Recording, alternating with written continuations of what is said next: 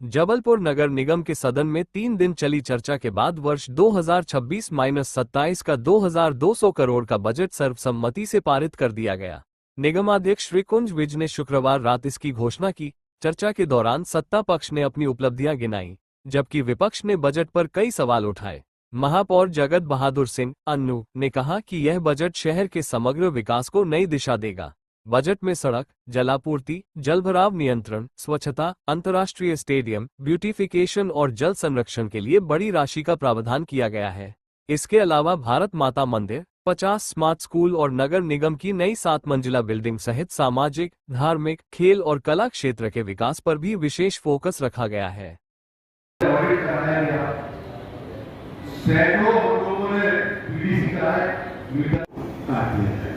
बिजली का बिल अगर आप नहीं जमा होगा तो काट दिया जाएगा। सेंट्रल टैक्स अगर आप नहीं देंगे, जीएसटी नहीं देंगे तो आपके यहाँ हम लोग कर चुके हैं। दूसरा स्थान हम लोगों को एयर क्वालिटी में पूरे देश में मिला है। 5वां स्थान स्वच्छता में मिला है।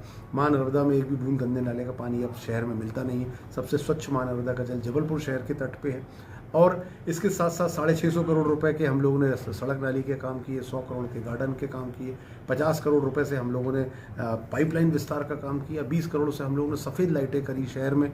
इसके साथ साथ हम लोगों ने 312 करोड़ से हर घर नर्मदा जल का काम 27% पूर्ण हो चुका है, जो 1 साल के अंदर पूरा हो जाएगा। सीवर लाइन के 755 करोड़ रुपए के काम हम लोग करने वाले हैं, जिसका बहुत जल्द भूमि पूजन होगा। हमारे इस तरीके से देखा जाए तो लगभग 3000 करोड़ के काम हम लोगों ने किए और आने वाले 1.5 वर्ष में 3000 करोड़ रुपए के भूमि पूजन नगर निगम करेगी। 2000 पार्षदों ने अपने अपने विषय रखे, अपने अपने सुझाव रखे नगर के विकास हेतु।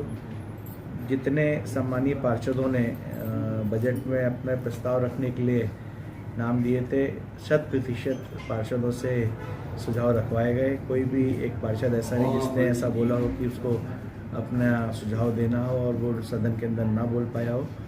बहुत ही अच्छे माहौल में आज सर्वसम्मति से 2026-27 का बजट पास हुआ। मैं माननीय महापौर जी को, सभी सम्मानीय पार्षद साथियों को, MIC के सदस्यों को बहुत बहुत शुभकामनाएं देता हूँ, बहुत बहुत बधाई देता हूँ।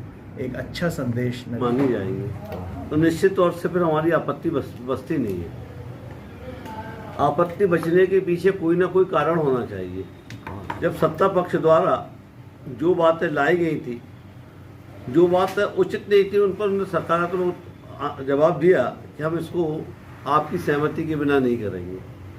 जब सारे विपक्ष के पार्षदों की बात को उन्होंने सुना और उनके सुझाव को सुना और मानने पर मजबूर हुए, तो विपक्ष के पास सहमति के अलावा फिर कुछ बचता नहीं है। बिना वजह हम बजट को पास ना होने दें और बहुमत से पास करा लें, उससे बेटर है यदि उन्होंने हमारी सारी बातें मानी हैं, सारी शर्तें मानी हैं, समय पर काम कराया जाएगा, जो आपत्तियां थी वो माना जाएगा, सफाई कर्मचारियों का प्रमाणीकरण लिया जाएगा और सफाई कर्मचारियों का हो रहे शोषण पर उन्होंने बोला कि हम नियमानुसार कार्रवाई करेंगे।